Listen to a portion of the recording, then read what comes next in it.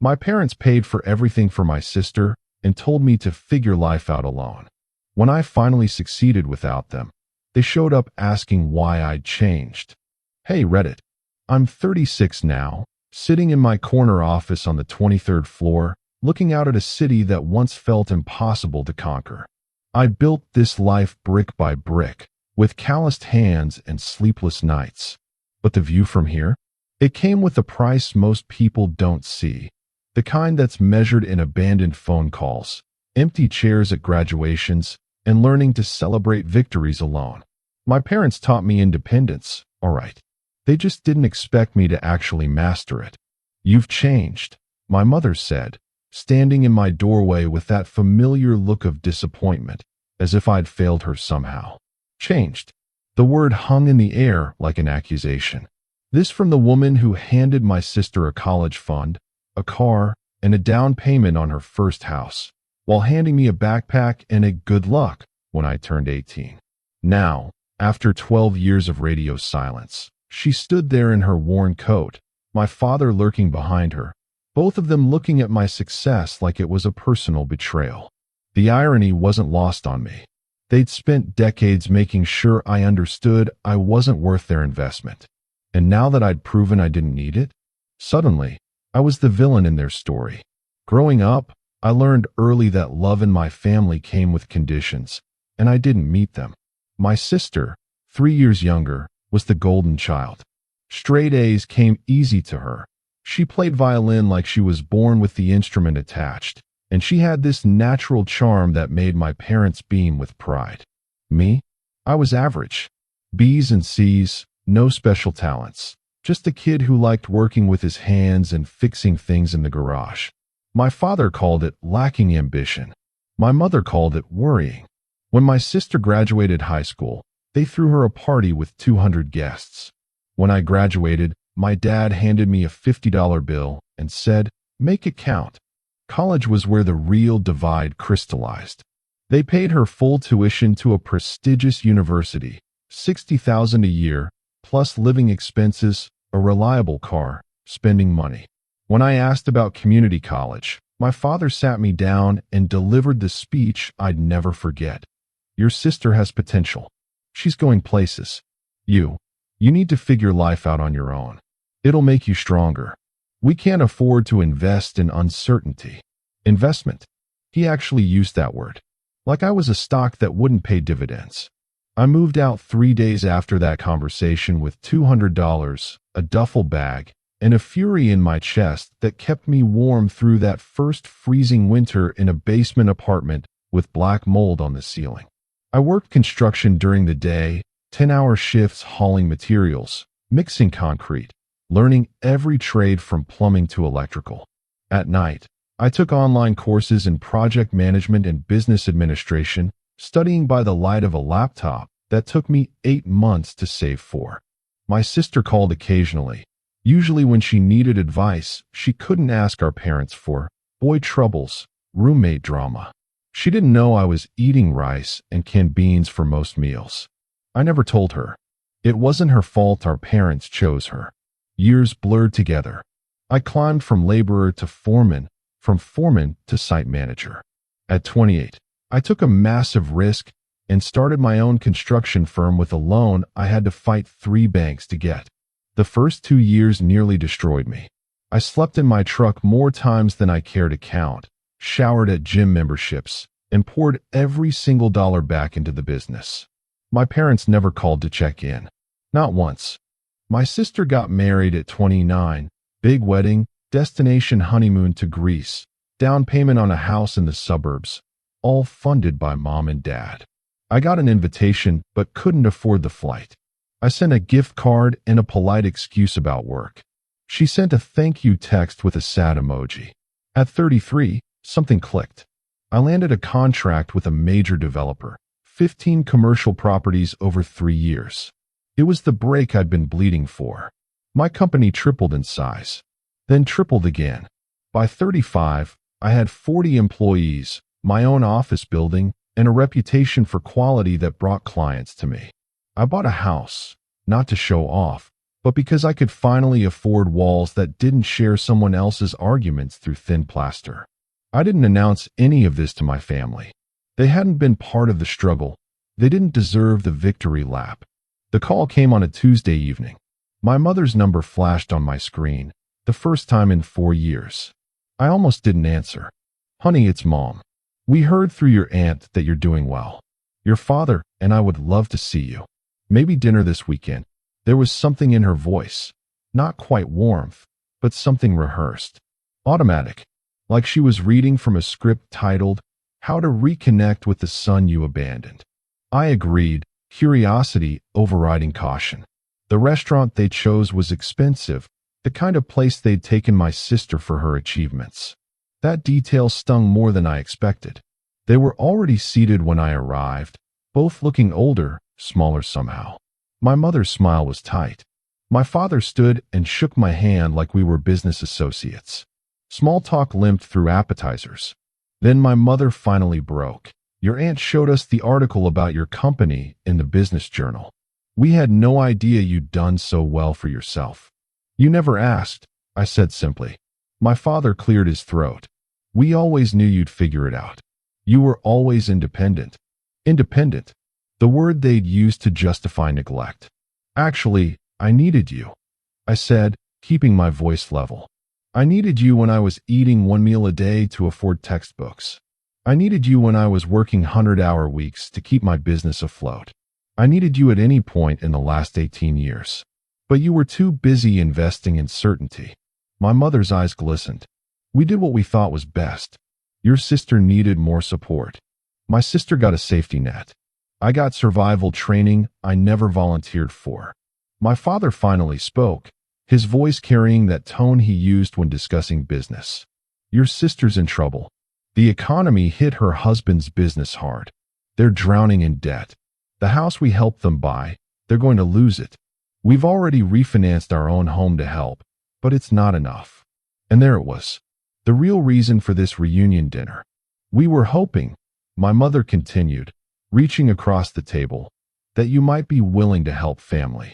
You're doing so well, and blood should help blood, right?" The audacity sucked the air from my lungs. "Let me understand this correctly," I said slowly.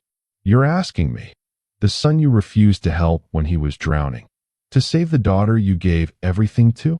The daughter who learned from your example that some people are worth investing in and others aren't?" "It's not like that," my father protested. "Then explain what it's like. Explain how you watched me struggle and did nothing, but now expect me to write a check because suddenly my money is good enough for this family." "You've become cold," my mother said, withdrawing her hand. "Money changed you. You're not the sweet boy we raised." That's when something inside me snapped. "You didn't raise me. I raised myself. You gave me the bare minimum until I hit 18, then pushed me out the door with a pat on the back and a speech about character building. Every lesson I learned alone. Every fall, I got up alone. Every victory, I celebrated alone. You don't get to take credit for what I built from the rubble of your neglect." My father's face hardened. "We gave you a roof over your head, food on the table, clothes on your back. More than some kids get. You gave me survival. You gave her a life. And now you're confused why I won't pretend that's the same thing. Do you know what the worst part is?" I continued, my voice breaking despite my best efforts. "It's not even that you favored her. Parents sometimes connect more with one child. I get that. The worst part is that you never once checked to see if I was okay. Not a single phone call to ask if I was eating, if I had a place to sleep, if I was safe. You assumed I'd figure it out. And when I did, you weren't proud. You were surprised. Like you'd written me off and forgot to check back." My mother was crying now. "We thought we were teaching you resilience." "No, you convinced yourselves you were teaching me resilience so you could justify spending all your resources on her. There's a difference between tough love and abandonment. You chose abandonment and rebranded it as parenting. Your sister didn't ask for any of this," my father said defensively. "She doesn't even know we're here." "Of course she doesn't. Because she's never had to fight for anything, including your attention. You made sure of that. And now she's learning what happens when the safety net disappears. That's not my fault or my responsibility to fix. So you'll let your sister lose everything? Out of spite, my mother demanded. Out of self-preservation, I corrected. I learned from the best that you help people who'd help you back. You taught me that family is conditional. I'm just following the lesson plan. My father leaned forward, deploying his final weapon. When we're gone, you'll regret this. You'll regret not being there for your sister when she needed you. I'll regret a lot of things, I admitted. I'll regret that I spent years hoping you'd call.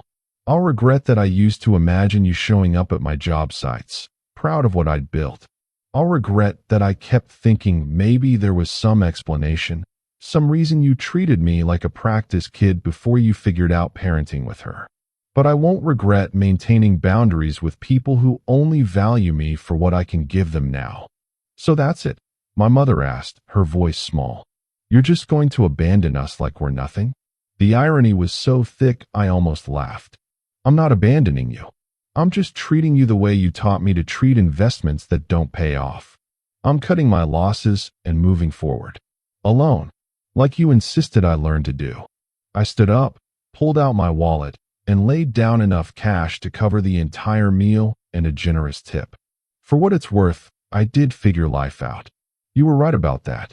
I figured out that I deserved better than parents who saw me as a burden and my success as a resource to exploit.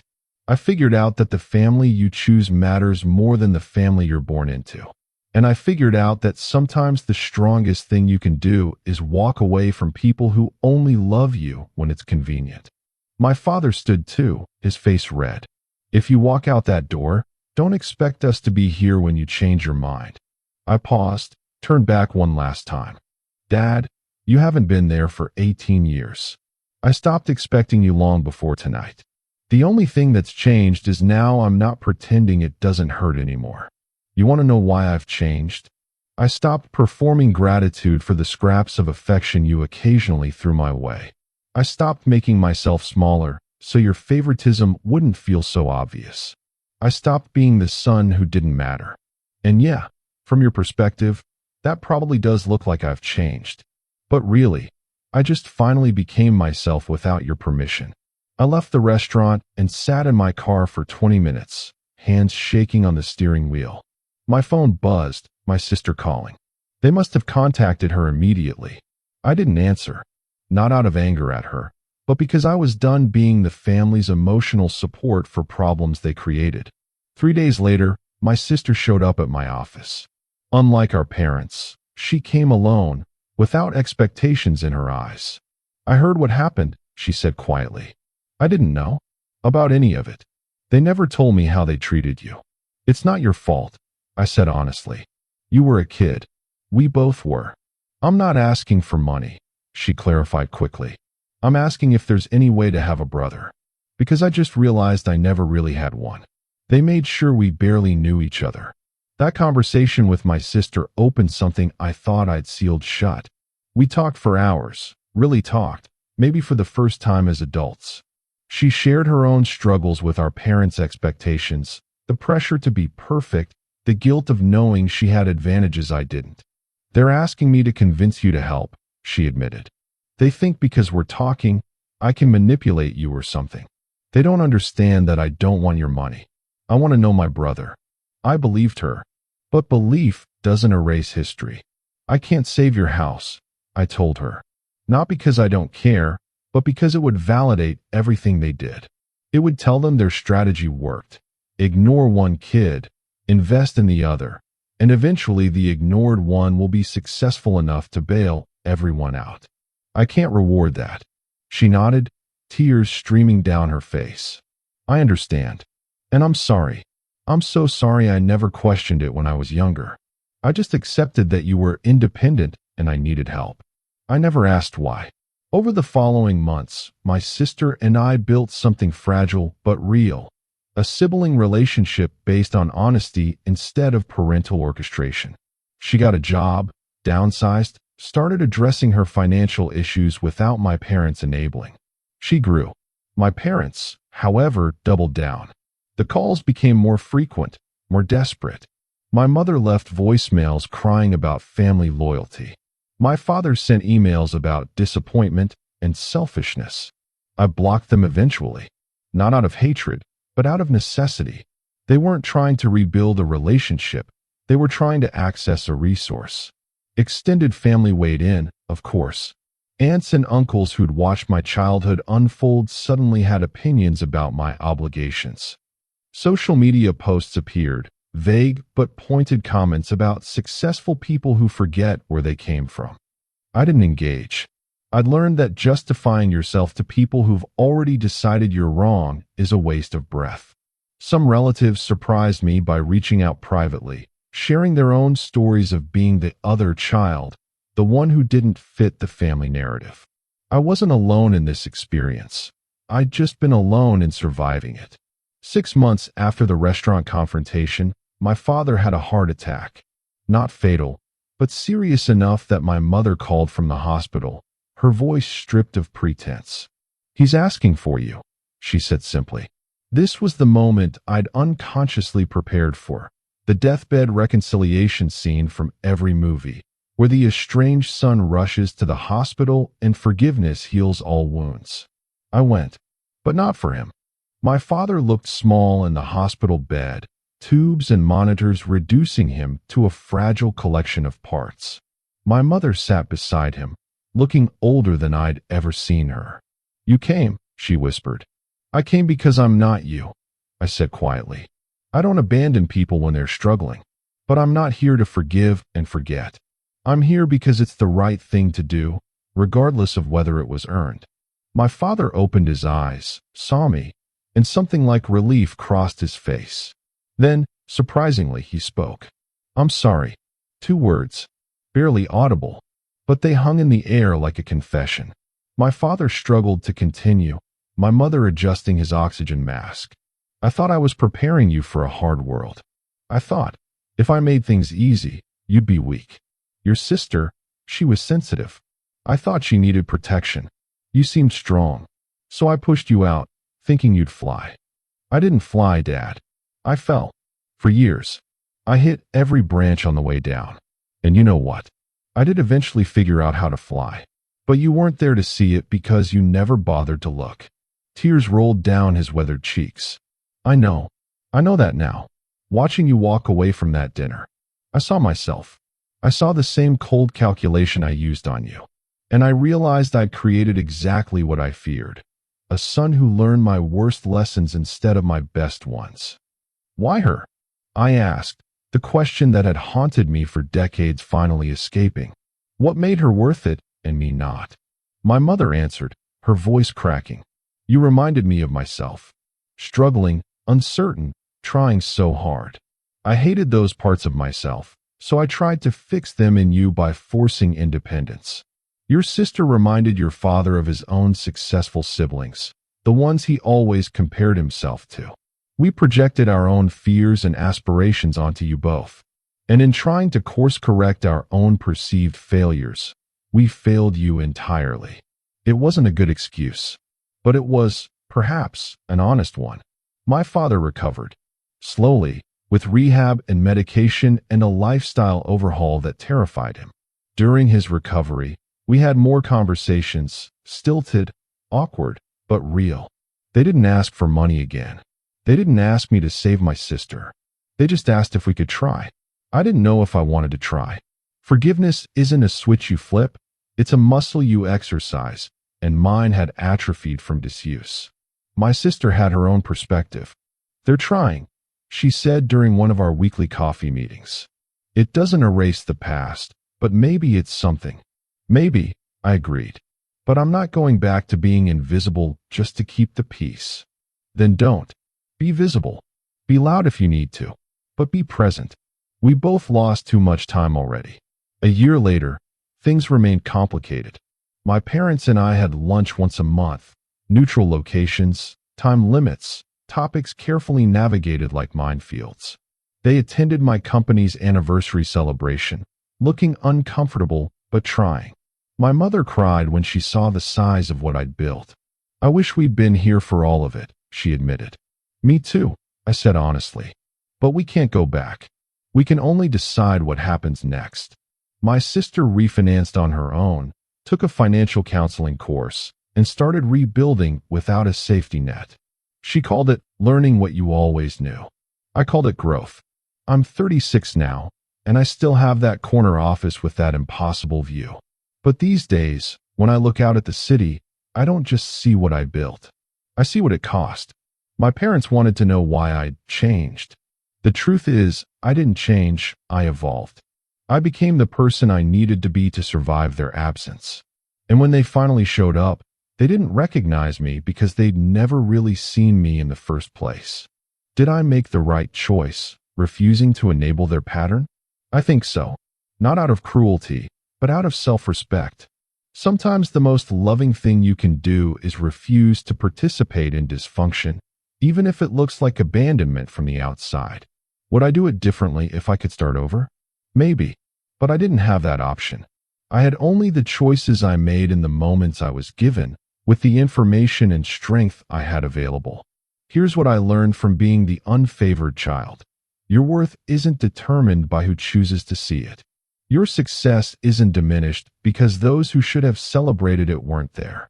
And your capacity for love isn't measured by your willingness to let people who hurt you continue hurting you. I changed because staying the same would have destroyed me.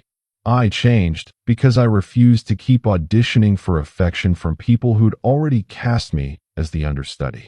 I changed because figuring life out alone taught me that I could, and that I didn't have to keep performing gratitude for the bare minimum.